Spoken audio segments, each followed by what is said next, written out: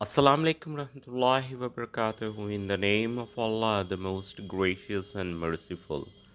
Respected brother and sister, the practical proof and demonstrations of human rights concepts can only be found at the end of 18th centuries in the proclamations and constitutions of America and France.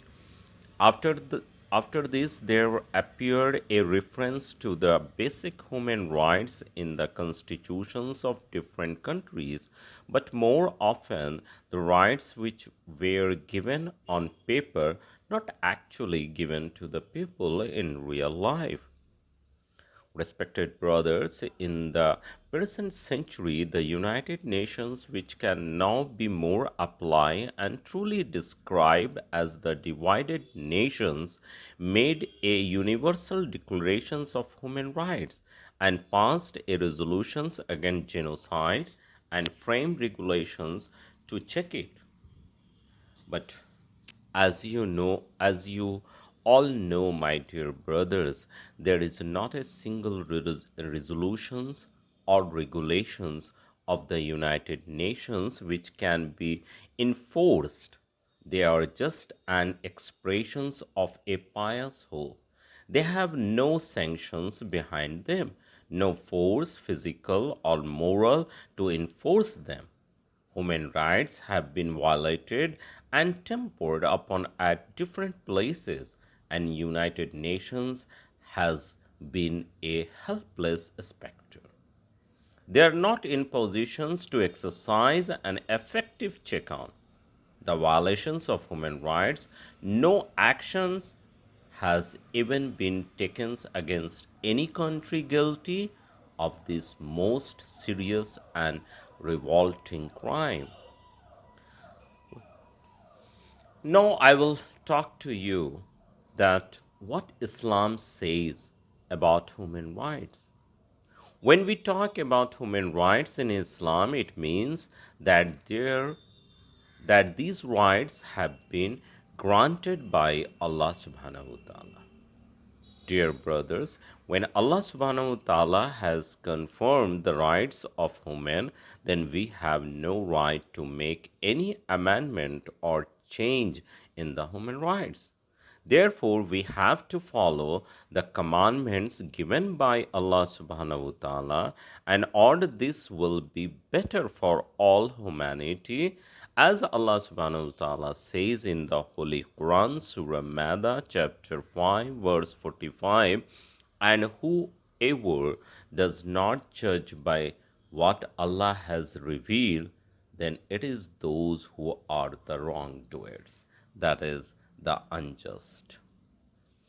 Dear brothers, what Islam has told us, this connections is that every man, whether he belongs to this country or that, whether he is a believer or non-believer, whether he lives in a village or in a desert or city and town, whatever be the case, he has some basic human rights, and it will be our duty to fulfill these obligations. Respected brother and sister, the first and the foremost basic right is the right to live, as the Holy Quran says in Surah Maida, chapter 5, verse 32. Because of that, we decreed upon the children of Israel that whoever kills a soul, unless for a soul slaughter or corruptions done in the land, it is as if he had slain mankind entirely. And whoever saves one, it is as if he had saved mankind entirely. Dear brother, as per this verse of Quran, no human being has right to kill any human beings by himself. If any human being found in retaliations for murder or for causing mischief in this earth, then it can be decided only by a proper and contempt court of law. or established government. Not any individual has right to take human life. These instructions have been repeated in the Holy Quran in another place of Surah Anam chapter 6 verse 151, and do not kill the soul which Allah has forbidden to be killed except by legal.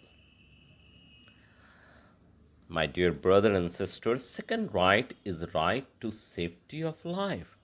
As per the above mentioned verse of Surah Maida, chapter 5, verse 32, Allah subhanahu wa ta'ala has said, and whoever save a life, it is as though he had saved the life of all mankind. So, my dear brothers, it is our duty to save the life of mankind. There can be several forms of saving a man from death. A man may be ill, we should arrange for his treatment. If anyone in need of your help, if anyone is dying of hunger, then it is our duty to feed them. If a man is drowning or his life is at stake, then it is our duty to save him. My dear brother and sister, the third right is the right of justice. As per the Holy Quran, Surah Nisa, chapter 4, verse 135, believers be upholders of justice and bearers of witness to truth for the sake of Allah, even though it may either be against yourself or against your parents and kinsmen or the rich or the poor, for Allah is more concerned with their well being than you. Do not then follow your own desire, lest you keep away from justice. If you twist or turn away from the truth, know that Allah is well aware of all that you do. Respected brothers and sisters, the testimony of the believer should be solely for the sake of Allah subhanahu wa ta'ala. Their testimony should not be biased in favor of any of the parties concerned. They should not use any opportunity for personal prosperity, and we should not seek to please anyone but Allah subhanahu wa ta'ala.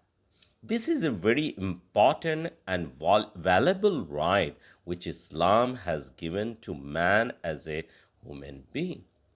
Respected brother and sister, the fourth right is equality of human beings. As per the Holy Quran, Surah Al-Hujurat, chapter 49, verse 13, O mankind, we have created you from a male and female and made you into races and tribes so that you may identify one another. Surely the noblest of you in Allah's sight is the one who is most pious of you. Surely Allah is all knowing, all aware. Respected brother and sister, in these words, the whole of mankind has been addressed to reform it of the great evil that has always been causing universal disruptions in this world. This means that the divisions of human being into nations, races, tribes is for the sake of distinctions. This division of the human race is neither mean for one nation to take pride in its superiority over others, nor it is mean for one nation to treat another with contempt or disgrace. Okay, my dear brothers, see you again with some new topic. Allah Hafiz.